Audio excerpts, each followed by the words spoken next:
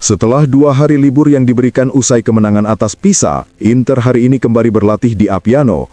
Fokus Nerazzurri kini tertuju pada laga tandang ke Dortmund pada Kamis dini hari, ketika seluruh pertandingan terakhir fase ini Liga Champions akan dimainkan secara bersamaan. Tim akan bertolak ke Jerman pada sore hari besok setelah sesi latihan penutup yang dijadwalkan berlangsung pada pagi hari, tulis Corriere dello Sport. Dari 2 mantan pemain yang akan menghadapi klub lamanya Akanji dan Mkhitaryan, nama pertama tampak hampir pasti mengamankan satu tempat sebagai starter. Sementara itu, gelandang asal Armenia masih harus bersaing dengan Sučić dalam perebutan posisi di lini tengah. Di lini depan, duet Thuram-Lautaro akan kembali dipasang sejak awal.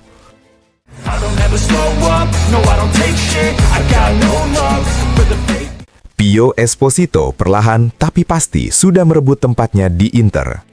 Gol ke gawang Lecce dan Pisa membuat penyerang muda Nerazzurri itu terus menanjak dalam hierarki pilihan Kivu, dan kini berharap mendapatkan kesempatan tampil sebagai starter saat Inter bertandang ke Dortmund. Angka-angkanya berpihak kepadanya. Esposito sudah mencetak 3 gol di Serie A, 1 di Liga Champions, 1 lagi di Coppa Italia, serta menyumbangkan 6 assist, 4 diantaranya untuk Kapten Lautaro, masing-masing 3 di Liga dan 1 di kompetisi Eropa, tulis Gazzetta dello Sport. Permainannya yang mengandalkan umpan satu sentuhan, kehadiran di kotak penalti, aliran umpan silang yang intens, serta duel-duel udara yang konstan dinilai sangat menguntungkan Lautaro, seperti terlihat saat melawan Udinese dan Pisa. Kehadirannya juga memengaruhi gaya permainan kiper.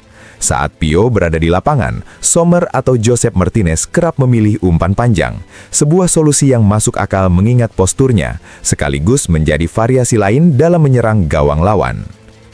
Penyerang asal Castellammare di Stabia itu pun dinilai berkembang dengan cara terbaik. Bagi Inter, Esposito adalah aset penting. Pada musim panas lalu, klub menolak pendekatan dari beberapa tim, termasuk sebuah tawaran bernilai 50 juta euro, dengan jaminan menit bermain yang memadai setelah tampil di Piala Dunia antar klub. Hingga saat ini, ia sudah mencatatkan 1.134 menit bermain di semua kompetisi. Kontraknya bernilai 1 juta euro bersih hingga 2030. Menurut Gazzetta, Esposito yang berusia 20 tahun juga diproyeksikan menjadi ujung tombak tim nasional Italia, di mana ia sudah mencetak 3 gol dalam 5 pertandingan.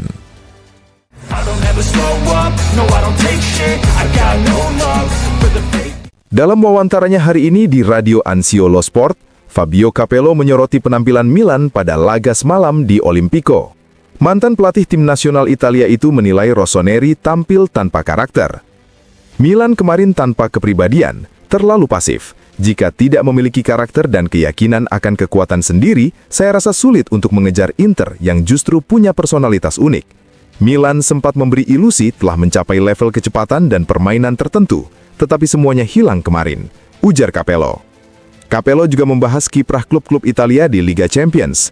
Pergi ke Jerman bagi Inter adalah ujian yang bagus untuk memikirkan peluang finish di 8 besar. Pertandingan yang tidak mudah dalam atmosfer yang spesial. Sedikit untuk Italia jika tak ada satupun tim di 8 besar, saya yakin Inter bisa karena mereka sudah terbiasa berada di level itu. Tetapi yang mengecewakan di Liga Champions adalah Napoli, tambahnya. Terakhir, Capello menyampaikan pandangannya soal Pio Esposito. Dia pemain yang memiliki semua kualitas. Dia tidak punya kecepatan sprint yang hebat, tetapi visinya luar biasa. Dia harus berkembang dalam penyelesaian akhir saat menembak. Namun dia bisa menjadi bagian dari tim nasional, itu pasti. Seragam Azzurri adalah lompatan besar, harus diingat. Saya pernah melihat pemain hebat di klub, seperti Mancini, yang sangat menentukan di timnya, tetapi tidak pernah membuat perbedaan di tim nasional. Jadi kita tunggu juga Esposito. Menurut saya, tantangan tersulit bagi Gattuso bukan di lini serang, melainkan di sektor pertahanan, karena kami tidak memiliki banyak bek Italia berkualitas, tutup Capello.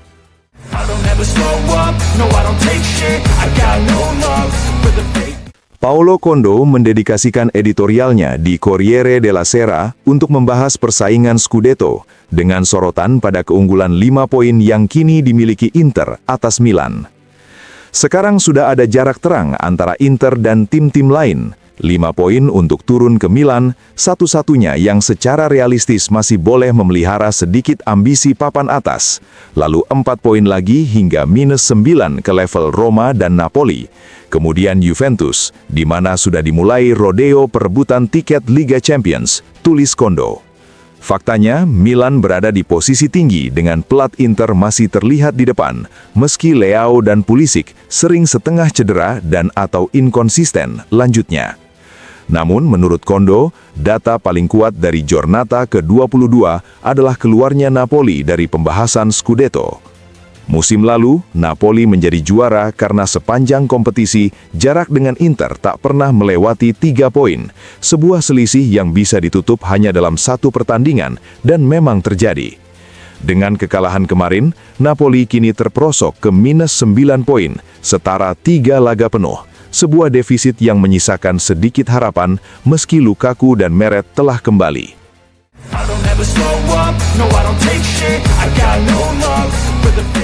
Udara segar di puncak klasemen perlahan menghapus skeptisisme yang sempat mengelilingi Christian Cifu dan proyeknya.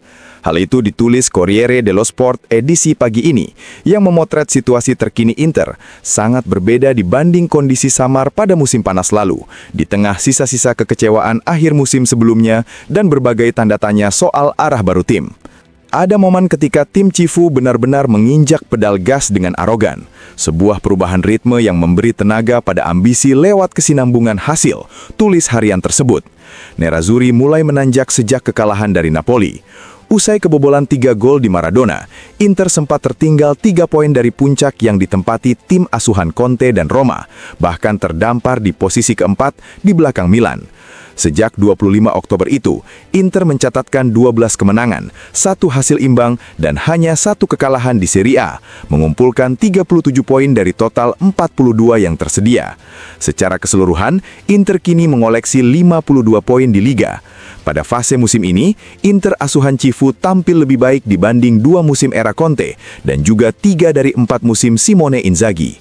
Satu-satunya pengecualian adalah musim peraih bintang kedua saat Nerazzurri menutup kompetisi dengan 94 poin.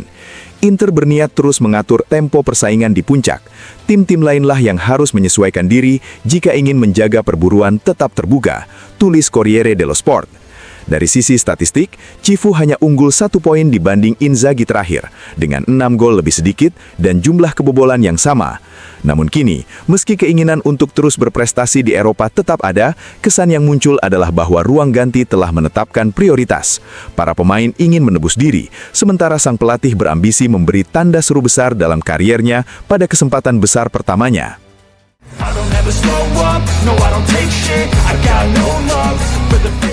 Istvan Kovac, wasit asal Rumania berdarah Hungaria, ditunjuk sebagai pengadil laga Borussia Dortmund kontra Inter.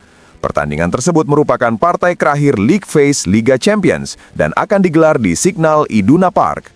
Kovac akan dibantu oleh 2 asisten senegaranya, Mihai Marika dan Ferenc Tunjawi. Peran ofisial keempat akan diemban oleh adiknya, Szabolcs Kovac, yang berusia 36 tahun, sosok yang bukan asing bagi Inter di level Primavera karena pernah memimpin laga buruk di Madrid melawan Atletico Madrid pada ajang Youth League yang berakhir dengan kekalahan 1-4 bagi Nerazzurri.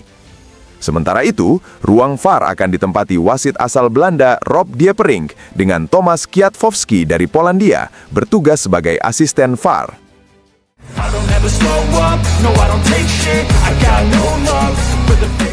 Nama Dan Ndoye kembali menghangat dalam bursa transfer Inter.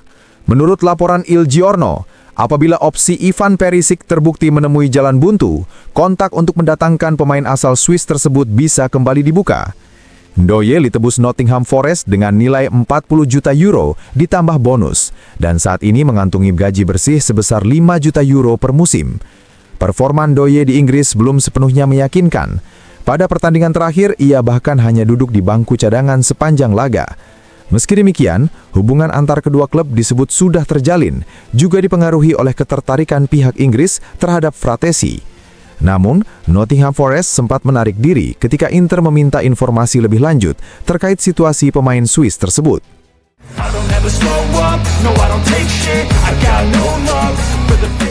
Dalam komentarnya di Sky Calcio Club, BP Bergomi membahas gol pertama yang kebobolan Inter pada laga Jumat lalu melawan Pisa, sekaligus menegaskan betapa pentingnya peran Yann Sommer bagi Nerazzurri. Tim-tim lawan tahu bahwa Inter sangat memanfaatkan kiper dalam fase permainan. Saya teringat final Liga Champions atau juga Arsenal yang pada Rabu lalu terus menekan kiper saat bola dikembalikan ke belakang, ujar Bergomi. Menurutnya, Inter memiliki identitas permainan yang berbeda. Inter, tidak seperti Milan, perlu memulai dari belakang dan menguasai permainan. Mereka tidak punya pemain untuk serangan balik cepat, tetapi pemain-pemain untuk membangun serangan. Inter membungkus lawan, memukau dengan cara bermainnya, dan memang harus bermain seperti itu. Saya setuju bahwa risiko berlebihan harus dihindari, tetapi memiliki pemain seperti Sommer itu terlalu penting bagi Inter, lanjutnya. Data juga menunjukkan bahwa Inter sangat jarang memberikan peluang kepada lawan. Inter memberikan sedikit kesempatan, tetapi ketika peluang itu datang, biasanya sangat berbahaya, tutup Bergomi.